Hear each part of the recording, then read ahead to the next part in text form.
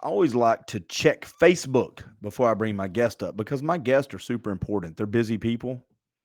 They've got lives. They're movers and shakers. They just don't sit around waiting on me all day. So I don't want to waste their time. So hold on. Yep, sounds pretty good. I'm getting ready to bring my guest up. I got to give her a couple of quick props before she comes up. First of all, I saw she tagged me on something the other day with Twitter about somebody asked about a good constitutional podcast. Thank her very much. Eric Buchanan is the brains behind that. I am simply the co-host that asks the stupid questions like I'm in civics class, but they are constitutional deep dives with Eric Buchanan. He has been a guest on her podcast several times. They're really fun to listen to. Also, it was her birthday yesterday, so I don't really have a gift except my ego and self-esteem. So happy birthday to you. Happy birthday to you. There's that. And then lastly, just so people know what kind of human being this person is, I invited her on my podcast 4 years ago, maybe. I was just basically a couple years into it, new, didn't really have great equipment. She had been a podcaster, radio professional. She's pretty well established. She knows what she's doing. I get something in the mail a couple weeks later, and it's a good microphone. And so, and when you out there are talking about people that help pay things forward and do things for nothing in return, that's the kind of human being this lady is. Let's bring her up and talk about her podcast, and we might talk about her mom and kids. Here we go. 3, 2, 1. How you doing, Monica Perez? I'm great. I'm complimented. So happy that I could do you a solid. That's Oh, great. you've done me a number of solids. You are a Ah, solid human being. oh, that's super sweet. Hey, I noticed your shelves are empty. Oh my gosh, yes, yes. What's going on with you? You're moved or So moving I or moved. This is my new house, and I needed to earthquake proof the shelves because I'm in LA. So I bought a house in LA. So I've either given up hope or have an endless supply of hope because I'm trying to carve out like a little piece of sanity in LA. And actually, where I am is like on the very edge. It's pretty cool, but it's got earthquakes. So I was waiting to put my books up. And over time, maybe I'll just do like one shelf at a time. These are my super fancy books that are in there now. I've okay? got a first edition of Atlas Shrugged, of Tragedy Wow. and Hope. Yeah, I've got some good stuff there. It's of no value. You do not need to break into my house. No, it's a Yeah, little bit of value, but it's not worth tracking me down. But I love that. and she's got big dogs, so I do have big dogs. So it's all good. And I have big sons and all that. So but yeah, so I'm gonna unpack my books little by little and I'm getting settled. And I've got what I love about this house is that I have a little office of my own. So I don't have to broadcast from the guest room like I have been for as long as I can you're gonna remember. create kind of your own little live virtual. You can do your podcasting from there. You can kind of soundproof it, make the background what you need, Yes, have your own yes. area. Well, I don't like the books in the background. I don't think it's good for my complexion, but I love having books at my fingertips. Yeah. So, like yesterday for my birthday, I always get cocktail related gifts. I wonder if that's I should care that my actual children get me a cocktail What recipe is that book. one? It's so cool. So, my younger son and I we love to go to my mom's house. We babysit grandma or widow sit as my brother calls it. And we watch the like she only gets like 4 channels and one of them is Turner Classic Movies. So we sit around I and watch. love that channel, Me by the way. too. So Yeah. we just watch the black and whites. We just binge Yes. watch. That's all we do. And they were advertising this book, which is the drinks that are in those movies. And so Oh, I would like if I was watching something with my mom and it would look like they had a good drink, I would just zip on out and like get and whip them up. So it's just awesome. It goes through each of the movies and then the drink that's in it. oh my god, Yeah, that it's is super cool. fantastic. So I feel like it's going to be a lifetime like activity to watch the movie and make the drink at the same time. So just so a side note, I am a huge black and white movie guy. I love Oh, Glenn Ford. oh, I love wow. Humphrey Bogart. I love James Yes. Stewart. Yes. Those old James Cagney movies. Yep. I love especially the old gangsters or tough guy Yep. movies. I love that. Glenn Ford to me is one of the best. My mother was just either reading or watching his biography. That was a big one. And I must have been James Cagney's birthday the other day because when we were at her house, they had a marathon. So we were watching, Public Enemy and Oh, Public Enemy. whatever Yeah. Is that Dirty the one they shot Picture. him on the steps at the end? Yes. Yeah. Yeah. Yes. Yeah. Yes. The one I was missing was the one where he dies yellow. Oh, Remember that one? mhm. What was which one was that? With Dirty Faces, something? Yeah, I can't remember.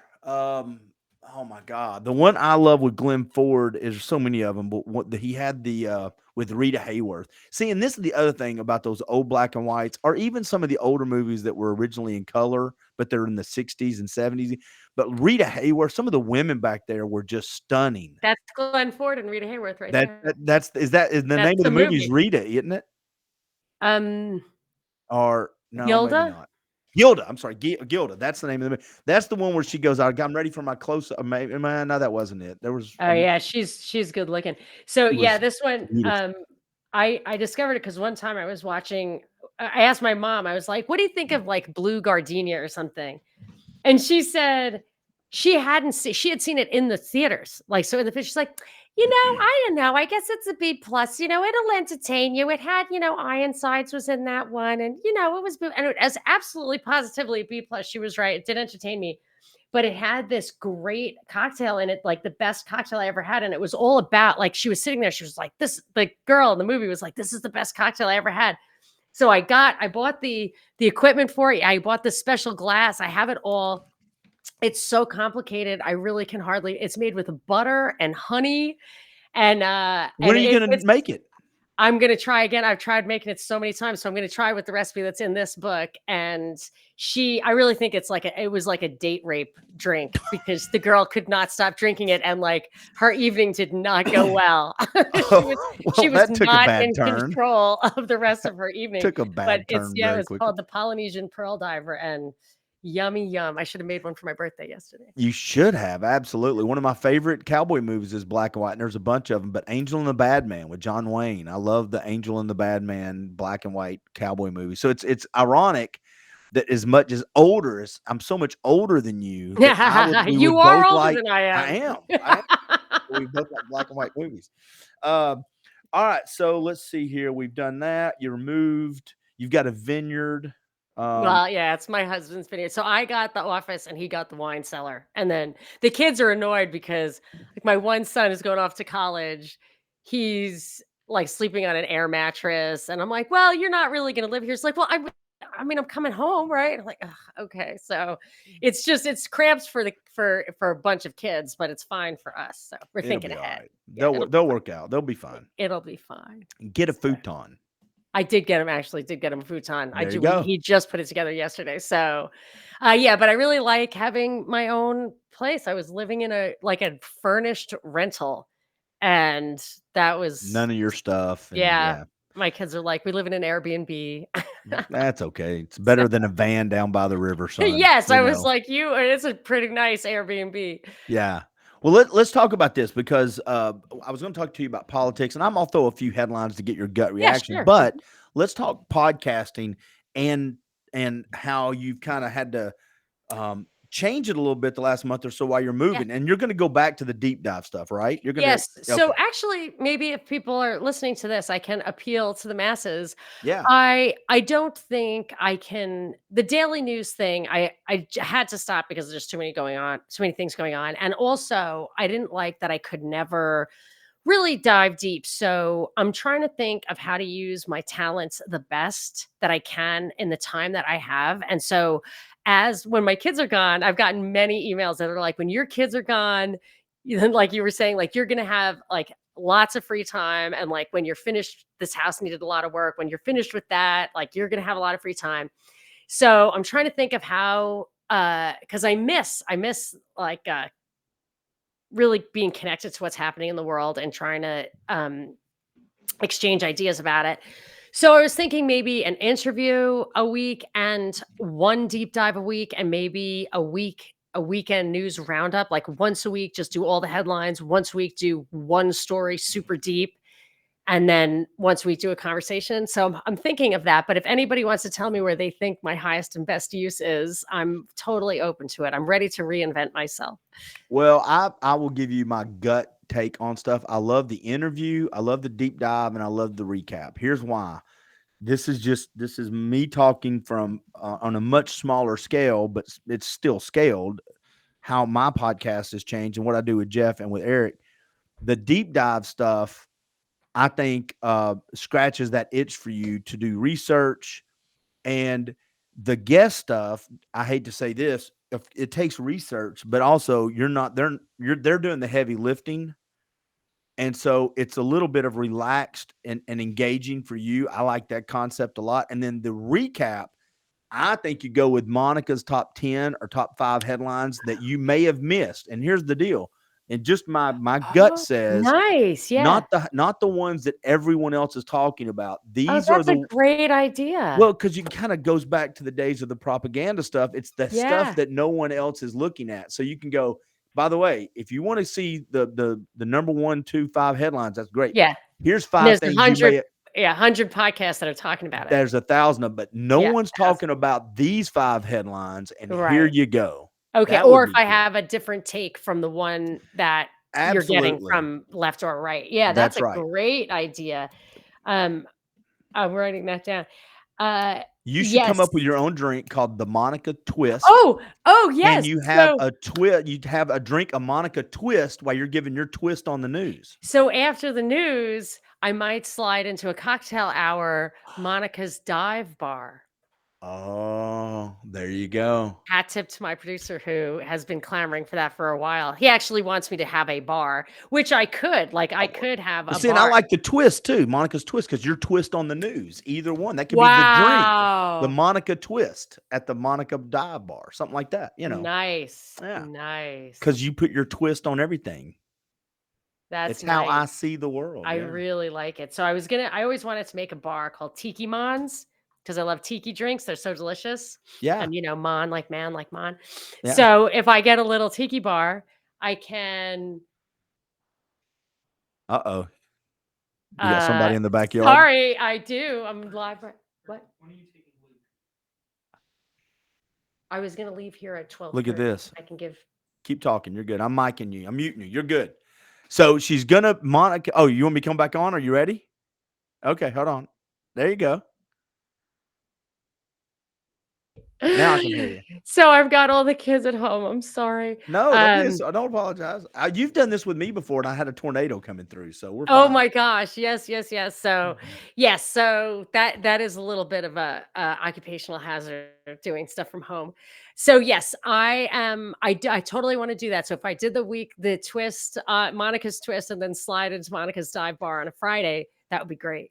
That's a great That would idea. be fantastic. Yeah. That would be really good. And I think 3 days a week Yeah. gives you plenty of time and space. And then here's the benefit of doing fewer. If you want to do a special, like on a book review you just read, on a drink, Oh, now you've got it's yes. casual to do the Monica special because it's something bonus and it's not something expected. And when you're doing stuff that's extra, you do it with energy and you don't do it with begrudgingly. You do it Yeah. because, oh, this is just something that crossed my mind. I'm doing a deep dive on that Thursday. So you can make it a little event out of it. By the way, tune And in for a special. I read so much, it would be a great way to use the benefit of that, and just tell people about a book I read. It's a great idea. Make it a 15-minute quick, Yeah. like overcap, like I love it. what is the Cliff Notes version of a book? Yes. Yeah. Nice. We're gonna get you drunk every day because now you can come up with Dude. Monica's Cliff Note No. drink. I have this awful problem that like I'll drink. I'm not, I'll just have a drink. Those hard seltzers are absolute evil. So I'll have a seltzer.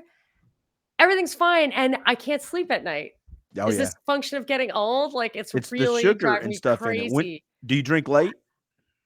I go to bed at 10. Like I don't. No, but I mean, even- are you drinking like a couple hours before bed? Yeah. Yeah, I'll that's the have problem. just a couple of drinks. So I got to get back to my CBD habit. I swapped out the evening glass of wine for CBD, and my sleep went much, much better. So if I have a drink, I'm not a big drinker. I do not drink after 6 or 7 o'clock most of the time. And I too do CBD for night because of my pain in my hips and stuff. Yeah. I love it. Yeah. So I also wanted to say about Eric Buchanan, who comes on my show sometimes and he's been walking us through the way the Supreme Court has gotten increasingly interventionist or activist. And then I guess it's backing off a little bit now. We're at that stage in his conversations with me, which that's my favorite kind of interview, is somebody who's like brings real material knowledge. I love that. So, but I cannot tell you how many people have gotten to me and gotten back to me and said that they started listening to Of, By, and For the People. If that is that the right order? I always get it wrong. Yeah, it's For the people of by 4. Yeah. and just binge listen to you guys. Well, I guess you, Eric and Eric's Matthew. breaking down the Constitution like line by line. People are loving it. So that's why I recommended it to the Well, 10th thank you. Amendment Center, which is a great one. And maybe you guys want to talk to those people over there, Mhm. because restoring the 10th Amendment would probably pretty much be all we need. Yeah. Well, and the thing about Of By and For the People, we have our more editorial on Monday with Matthew, who's a UTC professor, and Eric, and that's where we kind of push each other on our thoughts, challenge each other, and then the Tuesday are the deep dives into the Constitution. You've had some pretty good interviews lately, though. Tell me real quick about the one you had, and let's book in this part of it. Where can people find these conversations? And then tell me about the one you had about Iron Mountain. So And if you need to go, Monica, and take care of stuff, we can go take care of something. I can pull you off mic for a minute. You want me to pull you off? I'm sorry. No, they're just somebody. Oh, okay. I was gonna say I can pull you off. I don't mind. I can bullshit for a minute and a half, easy. Do you want me to bullshit for you? I'm back. Okay. I'm good. Okay. Well, you're still here. They're leaving. Those people are leaving now. They're taking my car and they're leaving, and they didn't want to leave me stranded. So how unprofessional of me. Oh my goodness. Listen, there's a lot of podcasts you can worry about being professional on. This ain't one of them. This is not one of them. This is not that podcast. This is why people love podcasting. It's because it's not radio and TV. Oh my gosh. If somebody had walked into the radio room with the light on when you were in Atlanta, they would have you would have lost your mind. Oh yeah. No, that was uncool. There was a studio in Atlanta that was called like a live studio, something like that. And I would sometimes pre-record stuff once in a while. That studio was a live feed all the time. You could never turn it off. There was a way to get to it on the internet. Mm-hmm. Anything you said in that room, somebody who was listening to it, and I'm sure somebody was listening to it. It was a crazy thing. Like that light was red always. That's a lot of pressure. That's a lot of you can't now, of course, we carry our phones around, and that's exactly the same thing, by the way. I can't get my mind around that either. Yeah. But yeah, so anyway, people absolutely love your show, and the 10th Amendment Center is the one that I was recommending it to. Well, good. I will look them up. Tell everybody how to find your conversations and podcasts. That's okay. And then let's talk about Iron Mountain real quick. Okay, so my show that right now my feed is Deep Dives with Monica Perez, and actually I have my website, monicasdeepdives.com, set up pretty cool. Like you can separate out deep dives, which are my own personal research. Then I have interviews, and I have stuff like this, which are buddy dives for me. And for all the stuff that I've done, interviews or my own research, that all my show notes are there. So all my resources are there. And then it has other stuff like I have a funny glossary. I have a newsletter that tells you everything I did during the month and has like a cocktail recipe and a book recommendation. So I have a lot going on at Monica's. And what's that website? URL? monicasdeepdives.com. I'm just looking it up real quick. I don't think I've been on your. Oh, yeah, there it is. Yeah. Okay. Yeah. So I have a few features there, and I try to put a newsletter out every month so that if you want to see if you missed anything, you can get it there. I put all the videos on there. And yeah, so that's a great way to find my stuff. And then I also do Rockfin. So I do rockfin.com/deep dives, where you can find all of my videos commercial free, usually live. And then that's it. So that's where you can, of course, Deep Dives with Monica Perez on your favorite podcasting platform. It has commercials, but if you don't like commercials, you can do Deep Dives Premium on iTunes. Well, talk to me real quick about the interview you just did, though. You've done several good interviews lately. Yes, this is coming out on, I think, Monday. I was speaking to Joni McGarry, who she had co-founded the NoCollegeMandates.com.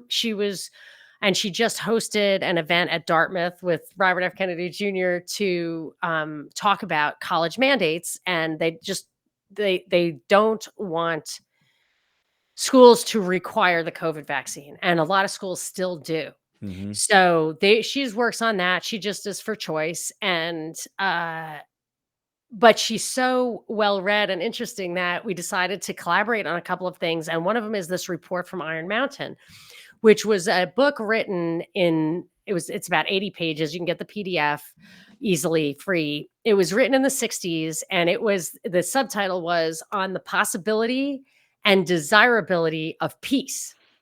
And it's supposedly a think tank commissioned by the government with 15 like super high level thinkers to decide what would happen to the social to American society, specifically the like hierarchy, the Right. structure of society, if peace broke out, if like because of nuclear weapons, the threat of war was no longer credible. Like if that really, like what we thought Yeah, would happen, if it really happened, like everybody's got that's nukes, yeah. nobody starts a fight. In the 60s, they thought that that was a real possibility, and Right. in my opinion, they decided through this document that that was unacceptable, and they needed to create other dangers or just perpetuate war or perpetuate a Cold War because too many bad things would happen. Specifically, they would no longer be able to control society. So they needed something that was like really big and scary and as big as society itself, and I think they landed on a pandemic. And that's how they're doing all the things they wanted to do, including control the population and everything else. Well, I think okay. So let's do. I'm saying this now for everybody that's fact checkers or whoever demonetized. This is a conspiracy theory. I'm about to say it's a conspiracy. Whoa. There's two Okay. things on this. First of all, 1984 becomes more real every time you and I talk because that's what they were doing in Yeah. 1984. They had to have an enemy to keep everybody in control, whether your age or whatever it was. Second, I heard the other day, and let me ask you if you've heard this. This is rambling, but it's okay. So here was the theory that UFOs as we know them, are not real. They Right. are having to create the perception and the threat of UFOs Mhm. because the goal is eventually so one world can come together, the government and go, only us together can fight the Yes. threat of UFOs. And it's a manufactured crisis because what we've learned is through crisis and emergencies is how hierarchies, tyrannies form and get more power. Yes. Have you They heard that? that's I mean, I just said it yesterday on the show. We were talking about that because one of the things they mentioned was to have a threat of an alien invasion and then use a space force to deal with that. And they said the only problem would be it would be super difficult to make the credible case that there were aliens Not and with that if technology they could now. work on it. Yes, and they said that it would work perfectly because the biggest thing they need is something they need fear and danger. Like it has to be a fearsome, dangerous enemy. And it has to be extremely wasteful. You have to be able to piss a lot of money away. And you have to it has to be an unending threat. And the three big ones that the aliens in space they mentioned specifically, Yeah. environmental catastrophe they mentioned specifically, Yeah. but they did not mention pandemic specifically. Well, So we I saw think how the fear and the money yeah. was used with the COVID. Yes. And I've got friends that are right now sick with COVID. By the way, I've got two that Oh, are yeah, it's really, coming really back. sick. Yeah, But I've it's got a one friend right now yeah. that's really bad. So I'm I hoping would they get better. hopefully they don't have to get on a ventilator because I've told I would everybody, not "Well, do get that. me Yeah. up and walk me around, whatever you got to do. Yes. Don't pull Yes. me out of wherever I'm at." If they tell me I'd Yes. rather, yeah. Anyway, And my mom had it not too long ago, and she was really sick, and what we did was we gave her just round the clock, over the counter cough suppressants, which who knows what's in that. She hates, like, medicine. As soon as she did that, she just got better. vitamin D, Oh, zinc. yes. I'm telling you, Oh vitamin my D and gosh! zinc We talked about quercetin, and like, 3 years quercetin. ago. Yeah, You know what? I just read an article, and I tweeted it yesterday, that quercetin creates infertility. And I was like, I don't I'm just saying, like, it's so funny that that even they get you coming and going. Like, it ain't gonna even hurt me taking because I've been calls. fixed. But yeah, Yes, to it's the fine, rest of the virile but young men out there, this was a big thing in the report from Iron Mountain. Every single thing had to have a way to transfer procreation from like the good old fashioned way to a government control. That was an absolute like it has to kill it's people and population control. prevent right. It has to kill people and has to prevent natural births. We And want you to have babies when we want you to have yes, babies. yes. And what they said was basically they want to sterilize everyone and then give them select people an antidote. So I would think like IVF is like that. Get everybody to work until they're 40 and can't, have a hard time with that, with fertility. Yeah. And then turn around and give them IVF if they have good health insurance. So Yeah, that's, and if you think about with AI now, when the alien stuff, they can create a lot of stuff that they can create anything they oh want. yeah, that's right. Oh Project yeah, Blue Beam, right? Or they yeah, can project it onto the sky. Wow, so true. Yeah, yeah. It's yeah, a weird time we live in. yeah. I don't. I sometimes I think how lucky I was to be born with the music and the culture from the '70s and the '80s and even Yeah. the mid '90s. But then how it feels like there's a lot that comes on the other end of that stick. The greatest times I think in human history, along with where we're at now, we don't even know what a woman is anymore. Oh my gosh, that is a terrible tragedy for I sure. don't understand why women aren't more pissed off. I totally We can't agree. define it, and we can't say that we can't have It's G biological males unbelievable. competing. I don't understand why y'all have fought so hard to I get where know. you should be there. I don't understand why y'all aren't mad. I don't understand it either. I was so like, I know a lot of teens. I have teens, and I ask, like, I'm in the car with my friends' kids and stuff, and I just, as a litmus test, always ask. And in the beginning, I was like, "Do you think that transgender athletes should be able to play on a team of their choice?" Mhm, And the answer was like, "Yes, absolutely." And I thought, "Wow, so they got the kids, the girls who were playing soccer and stuff to get mhm. right on board, like, it's totally fine." And when we're moving a lot of furniture and stuff, and my son and daughter, when I asked my son to help me, he laughs. He's like, "This is too heavy for you to lift on your own." Like, he's laughing. He can't get his mind right. He's like, "Are chicks that weak?" And I'm like, "Yes, I cannot lift that." And I But you work can't out and have a stuff. baby, so Yeah, yeah, right, screw yeah, you, right. yeah. But he just can't believe it, and then we both concluded, like, this is putting genetically male people on female teams is just Well, it's it turning. just negates It female. is turning though. It's turning a little bit. There are a lot of young women that are coming out now, college and even high school. And my daughter has talked to a lot of them. They're coming, and it's not. We've talked about this, and I know I've talked about with Eric and Matthew on our editorial version of By and For the People. Kindness and inclusion has been used as a weapon now. So, we've redefined what kindness is. It used to be kindness was me, being empathy, giving grace and mercy. I'm okay, you're okay, kind of stuff. But kindness also came with the other side of it because you love your kids, and being kind to somebody also means saying hard truths. The hard truths now has been removed, and if you're not inclusive and kind as the new definition has it, now you're a bigot or you're some sort of phobic. Yes, I totally agree, and I think they're pushing us to where you have to make that choice. Like, that's annoying to me. They're making it so extreme that somebody like me, who absolutely does not like to ruffle feathers, I know it's hard to believe because I, have controversial opinions, but I do not like conflict, and still I, have to take a side. But in the bigger picture, what you're talking about, like the difference between goodness and being just like quote nice and being kind, I really had to come to terms with that as a mother of teens in this terrible experience of lockdown in LA and conflict and with other people and whatever. And somebody recommended a book to me, which was, I think, like Psych 101, called Boundaries. Mhm. Boundaries. And it's funny, it was so exactly perfect for me because it was couched a lot in Christian values and had Bible quotes in it and stuff. And what it's trying to explain to you is, if you were raised to believe that you should like do a lot of charity, really go out of your way for people, you can not draw the line where the line needs to be drawn in the name of goodness, or Yeah. you can expend a lot of resources on someone who's good at exploiting someone's better nature, and that can work on the bigger picture scale or the smaller picture scale. And then I realized how much courage and strength and character it takes to have to say no. Mhm. It's your kids or whatever, have to set things straight even if they get upset or they don't get what they want. Like, I just guess was I was too much of a pushover. It's natural to a lot of people. I really admire parents who are good at it. I had to learn it, but I had to learn it because it was really truly necessary. So you have to draw the line sometimes. I've heard 2 really good things along what you're saying. One is, I heard one was from a guy, one was from a girl, and they were both these motivational speakers. And the internet does bring us some good stuff sometimes.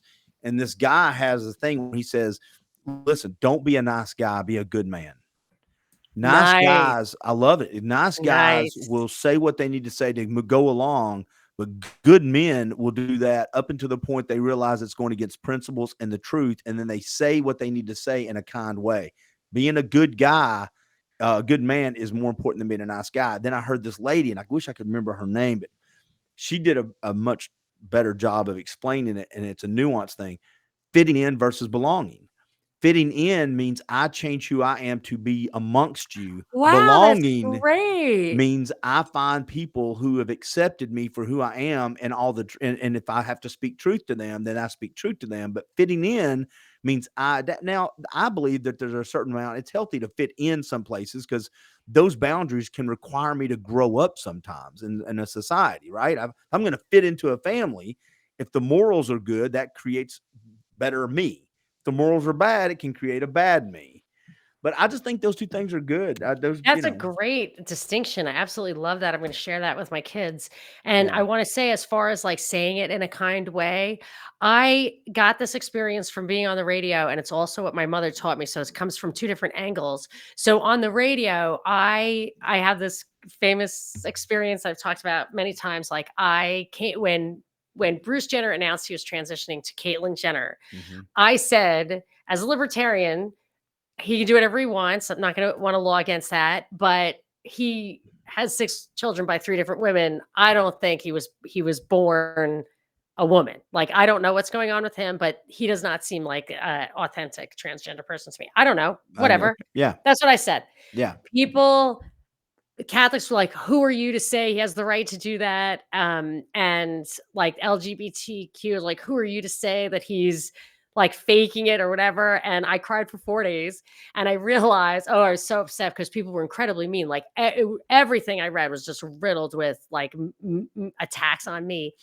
And my point is that I realized after that before I open my mouth, I have to really, really know what I think and believe and want to say. And if I really can't come up with anything, then I can say that. Like, I really don't know what to think about this. But you have to just really be ready to stand behind what you're going to say. And that was something that, like, I think without being exposed to tens of thousands of people at once who will, Yeah. slap you down, that was something that I think I had a unique experience to learn. But my mother would always say, as we were growing up, do it from a place of love. And that it was a similar thing. Like I had to, if I have conflict with somebody and I'm like, I have to tell this person this is not okay. If you want to do it with the right tone of voice, you have to really look inside yourself and see what your motives are, and Mm. and find the ones that are good. And if there are ones that are ego or pride, or I just want to be right, or I'm embarrassed because I was wrong, anything like that, you got to work through before you have the conversation. And sometimes you don't even have to have the conversation. But if you can say, I need to talk to this person out of a place of love, concern, a willingness, and a desire to have a continuingly deepening relationship with this person, if you really mean that, it's hard to do, but if you really mean that, then you can achieve a lot in your relationships, I think, but it has to be from a place of love, and that's how you have those kind words. That's how you say it in the right way. Well, and I think there's two different conversations too, at least if I'm hearing you correctly. There's one I have with the people in my circle that I care about, like in my family or my kids, and even to you to agree, those people you know personally, right? And then there's things you say publicly that are based off what is the agenda of going on around us from the air quote leaders and the politics of the day. Because, and I've said this to my daughter, and I just did one a podcast called Slippery Slopes, and it was basically, why do these small cultural things matter? It's because sometimes they're eroding the truth, and whatever we hand off to our generation 100 years from now is got to be based off some sort of truth. Men cannot have kids. So if I can't say that without getting in trouble, to me, people are like, well, what's the big deal? What do you care about? I'm like, because that is affecting what my great grandkids are going to be able to say. And I'm supposed to be caretaking this thing called freedom. And if I just accept it, I'm okay, you're okay, because I don't want conflict, and life is, live life, it's short. Well, that's great. But I just handed off a future where we can't say truths without being called unkind. There's nothing unkind with saying men can't menstruate. That's not unkind. It's Right. not. And that the reason it's important to get in touch with what you try to really understand the truth and the context of your values is the popular thing is not always judged well by history. Think of all the statues that come down. Which side of that which side of that argument are you going to be on? Are you going to be on the side that's putting that statue up? Or are you going to be on the side that endures in the in the eyes of God, really? Yeah, just let it go. Yeah. I Yeah. I agree. I just and this is, and I've learned this from listening to other podcasts, so I've stolen this concept, but I love it. If I'm talking to the masses about men cannot menstruate, right? But I've got a friend who is struggling with their identity, I'm going to speak differently to them than I would the masses. I may not say anything different, but how I approach that conversation is going to be a lot more different because it's specifically about one person whom I have a relationship with or whom I know. And so it doesn't mean the truth has changed. It means how I'm going to represent it will change because the audience is different. That is such a good point, and I've learned that because I have a big, contingency of, like, Irish cops in the city of New York in Yeah. my family. I've got, like, motorcycle gang people in my family.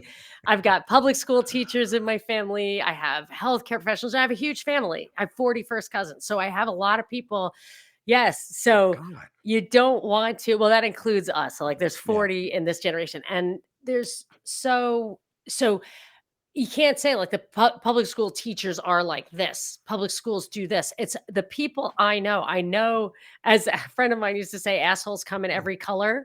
Yeah. And good people have all sorts of jobs. Like you just, just because they work for the government or they're in an institution that isn't run in good faith doesn't mean that you can judge each individual like that. So I do try not to generalize, but Well, it's difficult.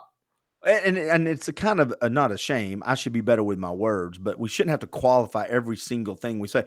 Now, I'm not saying all cops. Of course, we're not Yes, saying all yes, yes, cops. yes, Those yes, cops that committed this crime are assholes. The other 90% are yes. not. For the love of God, we're not talking about all teachers or all priests or all football teams or all husbands or all Right. wives. I just had somebody on my podcast who was just on with Dr. Phil, and then she was Oh, on wow, with cool. PragerU. Callie Fontanilla. She is Nice. a school teacher that left California and because of all the social agenda stuff. The reason I'm bringing that name up randomly is if you ever do something on education, you should get her on your podcast. Oh, She's a sure. I would young love African to. American girl, and she is freaking rock star. I wonder if she knows John Taylor Gatto. I don't know. He was a well, he died, unfortunately, super unfortunate, but he was one teacher of the year several times. He had an unorthodox but really effective teaching style in the inner city of New York, and he resigned in a letter to the Wall Street Journal, I mean, decades ago now, but just saying like these schools are not meant to bring out the best in the kids, and I Aren't can't we seeing contribute that to it now? anymore. You know, Yeah, we've yeah. talked about this before. How unnatural is it, speaking from a dude's perspective, to sit a 12-year-old boy in a classroom for 8 hours a day and then say that don't move, I don't make a know. noise, and I mean, like, and learn. I'm like, I'm looking back on it, I'm like, Yeah. I guess it's an effective way, but there's gotta be a better way. There's I gotta think be a better way. I think Plato said don't teach boys or anyone, but he was always talking about boys to read until they're 10. I don't know about that now. Plato, I come mean, on. I'm not saying that, but he was just saying that until you're 10, you should be getting a physical education. Well, now, okay, so part of the yeah, so and you know what? You just made a great distinction. Education does not automatically go to academics. That there's a lot of Yeah. we learn that's not academics. Hey, you mentioned something a minute ago, and this will pull it back to the podcast. You'd mentioned a word that you've always claimed, libertarian. You did an interview, Mhm, and mhm. Fabian socialist roots of libertarianism. So Yes, there's four words there that by yes, themselves, I think I know what they mean. When you stick that all yeah. together, what the hell does that even mean? So there's a really great podcaster. I mean, she's very active in. I mean, I won't label her. She's definitely not a libertarian, but she's I think she basically wants to save the culture, that she's working towards that, Courtney Turner. And she's super smart, very well researched, and she has an interesting personal story. And but she knows all about kind of the roots of people are say they, capital T they, or the deep state or whatever. And she can tell you exactly who those people are with their own documentation from the Tavistock Institute that does a lot of psychological experimentation and research as a think tank that informs policy. A lot of times behind the scenes, I think they were just in the news for their aggressive transgender policies around children. And also, but the origins of it all seem to me, or the first big organization that infiltrated, it founded the labor government in England. It was called the Fabian Society. They were Fabian socialists, and they were basically satanic and Luciferian. It's like do what thou wilt, the kind of thing. And they have a logo that is a sheep and a wolf in sheep's clothing, and their goal is to shape the world as they would like it. And they are behind a lot of policies, especially immigration policies that are meant to disrupt cultures, both from the contributing, the people who are where the country they're migrating from and where they're ending up. Behind a lot of the policies in England from the 60s that are this colonial policy where anyone from a country that England ever colonized has like a green card to get into England. And boy, when you're dealing with India, which has 1 billion people, that's just going to completely up and it's like water flowing to where, there's more resources in London. Of course, people are going to go there. And if you go to London now, you can see that it's definitely majority minority. So that's the Fabian stuff. But there along the way, like Friedrich Hayek, who is one of the founders of the Austrian School of Economics, which is the basis of libertarian economic thought. He, I believe, was a Fabian, or in any case was certainly Fabian adjacent. The Fabians founded the London School of Economics, where he taught, and she was just saying how libertarianism, because it ultimately says greed is good. And I always said that. I was like, greed drives productivity, Right. and competition checks greed. Like, it's a great system. But I have had Catholics tell me that Catholic social teaching is not about like socialism. It's not about redistributing wealth. It's about your government and your economy and stuff being informed by a morality. Like, one moral tenet of Catholicism is that you must pay a man a decent wage, a living wage, a real living wage. You can't steal from women or orphans. Like, you have to, like, those are crimes that cry out to heaven. So Right. so she's very deep into that. And as I started to think about it, I thought maybe libertarianism was planted to get us to divorce ourselves from morality that over generations will sterilize society, erode community. I don't know. But my big problem that I was trying to resolve is, as an anarcho-capitalist who doesn't believe in the coercive state, am I really a tool that they will use as a stepping stone to world government? So if you tear down the nation state, am I going to end up with 7 billion Liechtensteins, or am I going you to just end have up with another state. one world government? And that is what Hayek seemed to want.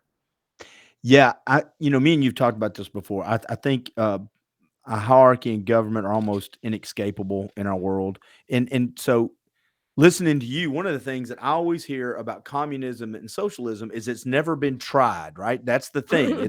It's always it's when it's been tried, you'll hear from people go, "It's never been tried right. This time we're going to get it Yes, right." right. The last time it killed 30 million people, but not this time. Well, I kind of think, and this is going against the conservatives, and I'm a conservative, right? I'm a conservative.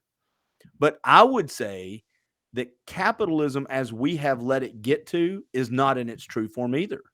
I would say, now I don't think the consequences are near as detrimental or come around as fast, but we as conservatives have said profit matters, greed is good, that is fine. But somewhere in maybe it's long before that, in the last 50 to 75 years, We the conservatives, without checking government, have let the government and corporations start holding hands to such a degree that as we see corporations now, we're all griping about this Disney, and we're griping about Facebook and this collusion, and the big corporations and 5 food companies own all the food. Well, that's our fault, because we just kept saying, yeah, but it's capitalism. Yeah, but it's capitalism. Well, capitalism with no moral boundaries can be just as bad as every other system with no moral boundaries. And I think we as conservatives have to pull back on that and own it and go, wait a minute. We have let the desire to point to capitalism to be the one thing that fixes society, which I agree with. But that doesn't mean it's too much of anything without checks and balances can be hijacked and taken over for evil. That's my theory. I agree. And I think that if you look back at the norms of business and the small businessman in the 50s, like there were serious moral standards and there was public approbation if you violated those. But as we get to more and more centralized control at the top, less and less competition, and things like the pandemic, lockdown, whatever, did totally undermine small businesses. That was policy decisions. So these are not natural forces. These aren't libertarian principles at work at Or all. capitalism principles. Yeah, Even. capitalism. And Yeah. they've see, this is the problem with capitalism, even as a word, is that if you look at it, if you think of it as financial capitalism, where everything gets kind of removed to the money system, Yeah. then that in itself is like this fundamental corruption of kind of free trade, entrepreneurship, sound money, all of that. It's not real, like it's abstracting capital. And I worry about that. Like Milton Friedman is supposedly a libertarian, but he was a monetarist from the Chicago school, like Hayek. And what he talked about is manipulating the economy through control of the money supply, which you can That's why you have the Fed now and stuff. Yeah, you can say all the libertarian stuff you want, but if you're taking a basic assumption, like in Hayek's case, calls for world government, and in Friedman's case, wanting to control like this fake money, I mean, it will ultimately be corrupted. It's corruptible. And right, it's like not real capitalism, not real libertarianism. But if there are corruptible forces, corrupting forces everywhere all the time, and the people aren't smart enough to outrun them, and we don't defend the Constitution. I think the Constitution, although it's set up too big a government, if we had just defended it, if we defend it now, if we restore it now, that would do it. I think that's why I like the 10th Amendment. Well, and so to me, I have to break things down into simple pictures in my little pea brain, because I don't have a law degree from Harvard or wherever you and Eric go to Stanford, wherever y'all people go, you 1%ers. So I almost look as capitalism is the if we the people remove morality from how we interject, and this is why I say every argument we have is eventually going to go back to the church and the family. I don't care if it's around money or a cult. It's all going to end up going back to what's going on at your dinner table and what's going on Sundays or Saturdays whenever you worship. That's where this is all going to end up at. That's going to be the ultimate battleground right there. We see it now creeping into the families through the schools versus the kids. We see it going on. It's happening. It's going to happen. But if we as a society do not buffer capitalism or education or any policy with moral control, that's the buffer between our skull and our brain, is that liquid that keeps us protected. Our morals is the buffer between reality and evil shit and people that want to take over and the core.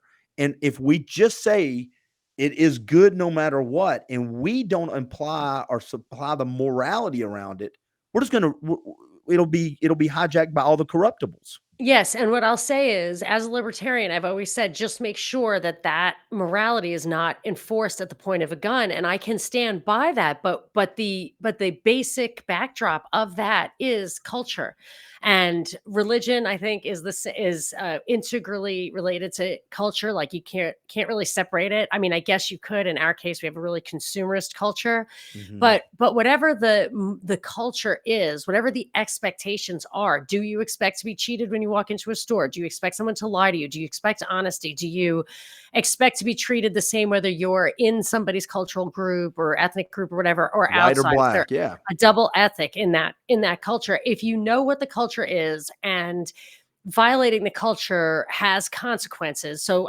my famous example is tipping. I used to make $2 an hour as a waitress, but I would take home $20 an hour because people always tipped. And if you didn't tip, the other people at the table would make fun of you. And I couldn't call the cops on anybody. I wouldn't even run after them. It was simply cultural, and it worked absolutely perfectly.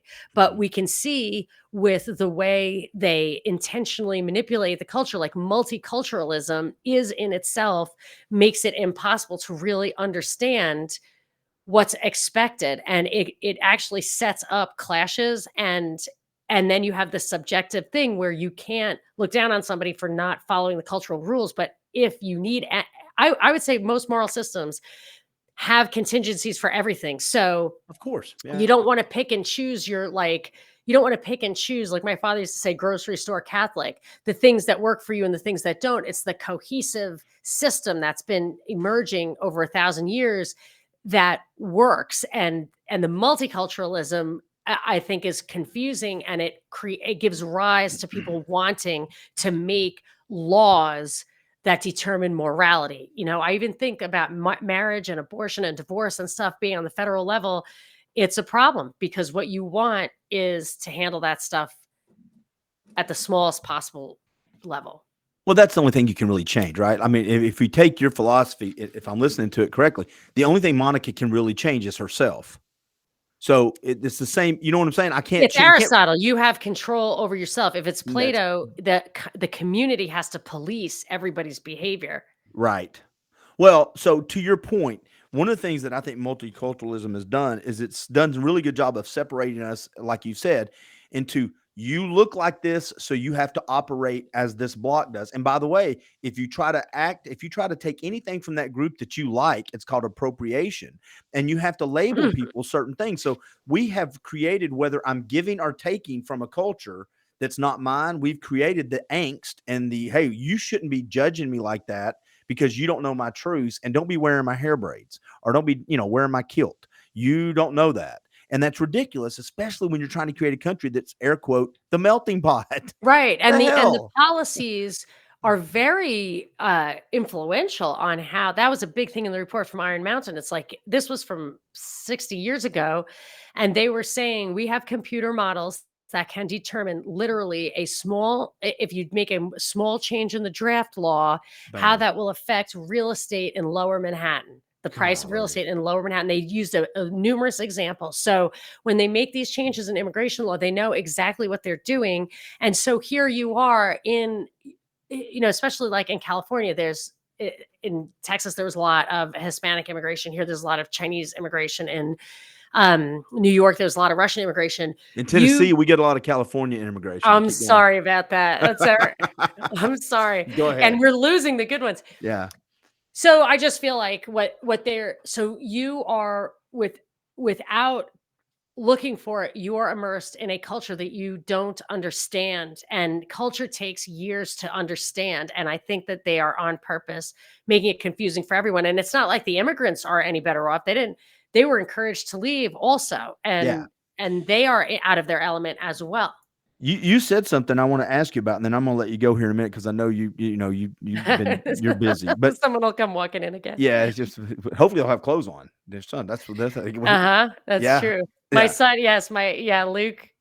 Yeah, I keep saying I'm not supposed to out him. I don't know what his name is. You said his name is Bob. His name is Bob. Tom. So he just walks around naked, and we were visiting my mom recently. I take him with me, and it's just so funny. So she's in her room. It takes her like an hour to get out of her room.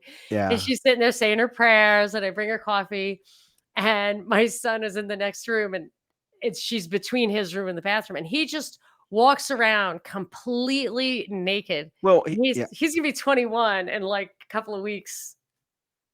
And he's just really funny. And like he's got has to shave and everything. He has Down syndrome, but he is like a man.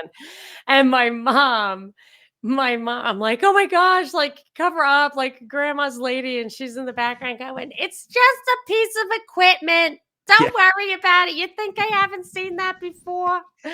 Well, I So, don't mean this in a bad way, but the fact that he has Down syndrome, I'm glad you said that, because without that, it would have seemed a little more odd. dude, yes, a 21-year-old Yeah. year-old man walking Yeah, around I would have like, the I house. hope she's okay with adding that. If Oh not, it's my gonna be a gosh, weird it story. sounds a little Yeah, crazy. Yeah, it yeah. does. No, Yeah. he's a giant baby. Yeah. And he doesn't understand that the fact that he is, as he said one time, I did not see this coming, back hair. Ah, dude. I'm like, dude, me neither. Can that just be a dad thing? Can Yeah, that be he's as, in the other room. Go talk to him. yeah, that's what we call a blue job. I got the pink I I'm jobs. the pink jobs, yeah. Well, so the reason I was gonna ask you something, real quick, you had mentioned enforcing morality at the point of a gun. Can I back up and address that real quick? And then Sure. because here's I don't know, as human beings, I've read the book. I know how this thing kind of ends. I've read the Bible. Uh, but I don't know how we defend ourselves. I'm trying to figure out a good way to say it. If the other side, whatever side it is, if we're talking politics, whatever wars, if the other side is enforcing what they want with the point of a gun, I've seen the movie Billy Jack. Pacifism only works up to the certain point.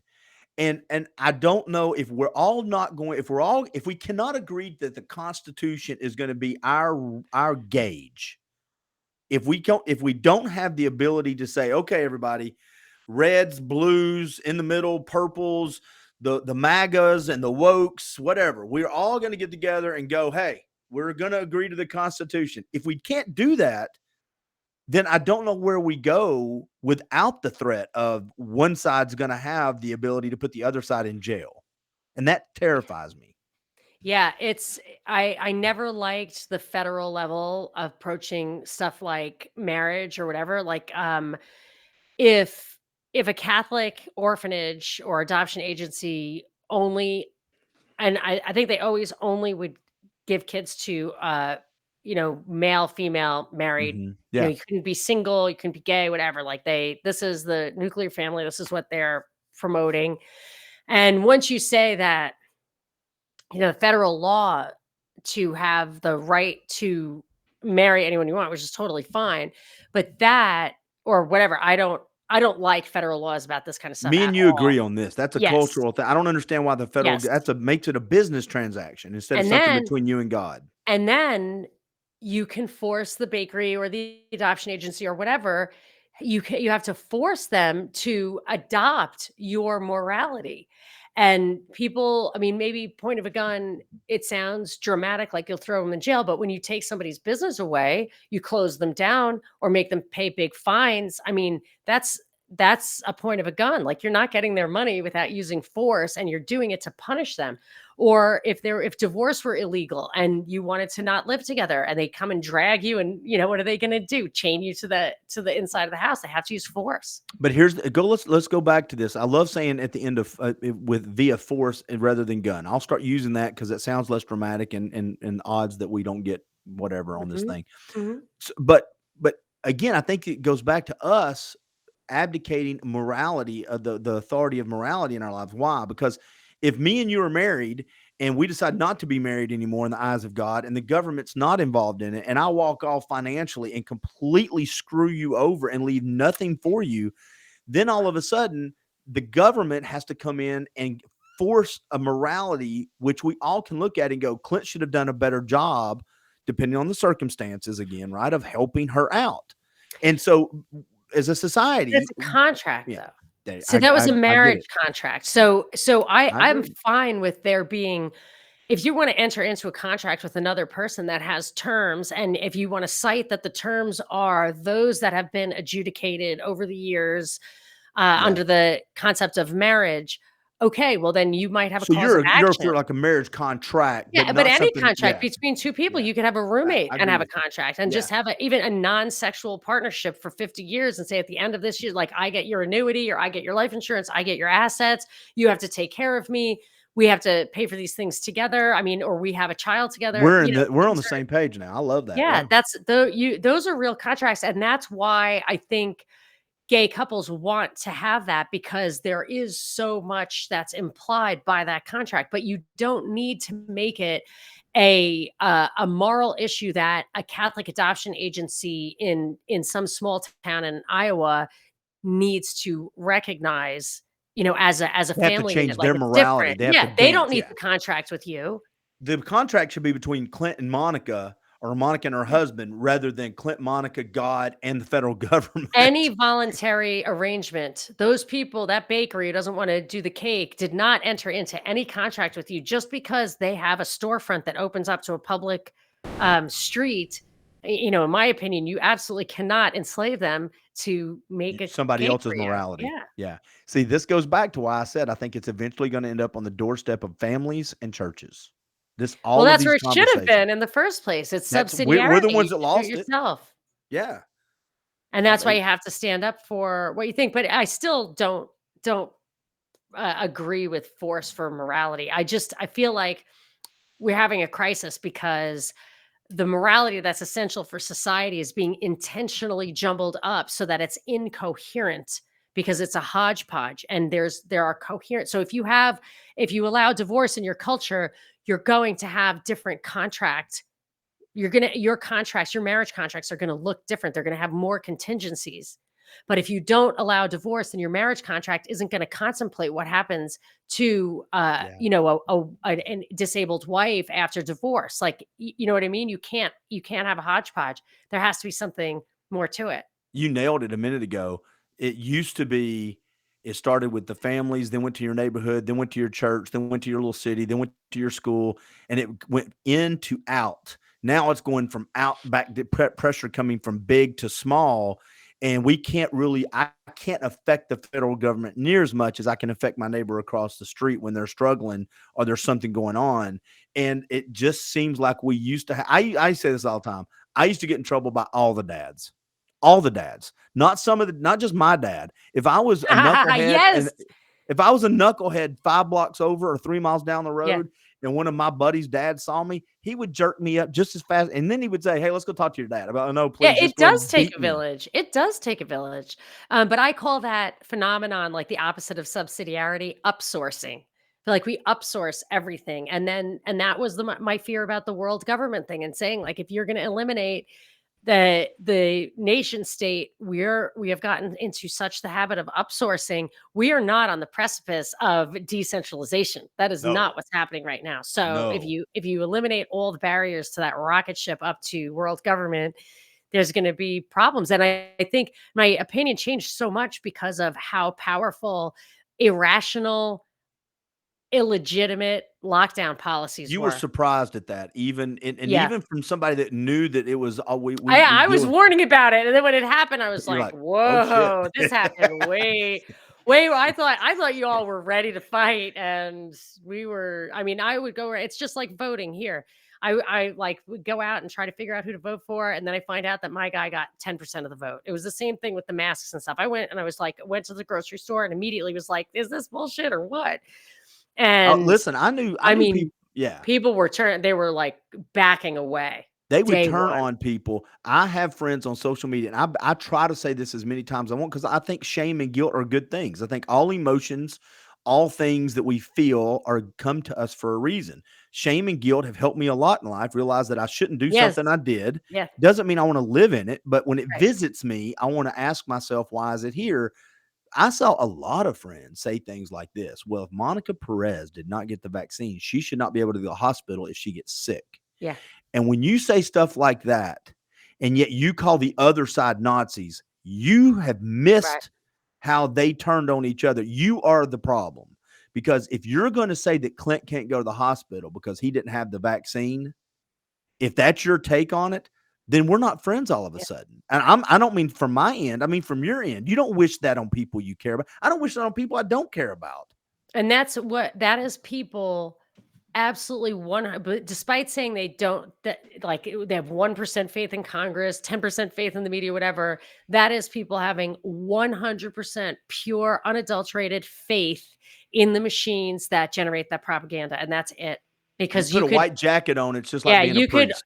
you can argue with there's absolutely no both sides of the argument have plenty to talk about, and they're no the other side does not want to hear it. Politics has become religion. I'm telling you, Yeah. and we've Yep. seen traditional religion decline. I think the thing that's filled that void of how do we base ourselves as morality as a nation has been politics, and politics is not designed to be our morality police. That's why religion and family unit is there. And when you screw those two things up, this is what you get: a big hodgepodge of politics, corporate capitalism, and morality, and none of them are supposed to be in the same place. Yeah, and it's just that is intentional in my opinion, and it was meant to undermine our Yeah. society, and it has. I think I it am would have so been fine. happy. Yeah. Listen, you have been great with your time. I've kept you over an hour. You've got stuff to do at your house. You've got kids, a vineyard now. I am looking forward to how you recreate and rebrand. Just promise me something. Don't Yes. go away completely, please. No, I try to put up 1 or 2 shows a week even when I am absolutely, like, elbow deep in, I don't know what is like just everything, boxes mainly right now. But, yes, I always try to put stuff up, Yeah. and, yeah, I think I'll find my stride after I enter this new phase of my life where my kids are That is gone. fantastic. Well, you've got a great voice out there. You have a great following, and on behalf of somebody that listens, keep doing it. Even if you have to change it, we love hearing your voice and your take on things. So thank you.